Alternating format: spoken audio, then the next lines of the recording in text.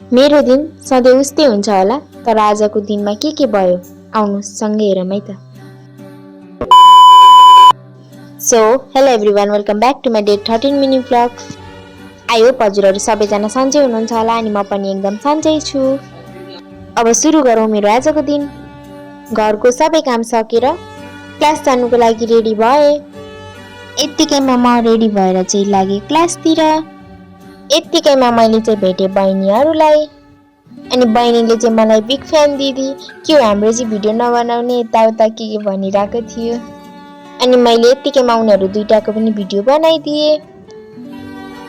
Guys अम्सा दिदीको भ्लगमा चाहिँ सबैजनाले सपोर्ट गरिदिनु होला है भन्न चाहन्छु। धन्यवाद। यत्तिकैमा म क्लास पनि पुग्न लागेको थिएँ अनि यो हो हाम्रो supreme technology and training centre. यहाँ बेसिक नलेज डिप्लोमादेखि लिएर कम्प्युटरका अन्य विभिन्न कोर्सहरू सिकाइन्छ। हजुरहरू पनि कम्प्युटर सिक्न चाहनुहुन्छ भने आउनुहोला। म चाहिँ क्लास पनि पुगिसकेको थिएँ अनि म चाहिँ एकछिन पढ्छु अनि प्र्याक्टिकल गर्छु। आज क्लासमा चाहिँ मोटी पनि आएको थिए। ऊ चाहिँ आफ्नै दिनमा व्यस्त छ। अनि उता चाहिँ हुनुहुन्छ हाम्रो सेलिना मिस। जस्मिन मिस चाहिँ एकदम मोबाइल हेर्दै हुनुहुन्छ। अनि हामी चाहिँ लाग्यौँ सर्ट भिडियो बनाउनको लागि स्क्रिप्ट तयार पार्न। अनि उता चाहिँ हुनुहुन्छ हाम्रो डाइरेक्टर सर। उता चाहिँ छ मोटु सर चाहिँ भिडियो बनाउनको लागि ठाउँ हेर्दै हुनुहुन्थ्यो। अनि यता हामी सबैजना चाहिँ बसिरहेका थियौँ। यत्तिकैमा हामी लाग्यौँ भिडियो बनाउन। यदि हजुरहरू पनि यो भिडियो हेर्न चाहनुहुन्छ भने कमेन्टमा भन्नुहोस्। भिडियो पनि बनाइसक्यौँ अनि हामी लाग्यौँ खाजा बनाउन। अनि यता चाहिँ हाम्रो सरले प्याज कट गर्दै हुनुहुन्छ अनि म लागेँ चटपटे बनाउन। यत्तिकैमा हाम्रो चटपटे पनि बनिसकेको थियो।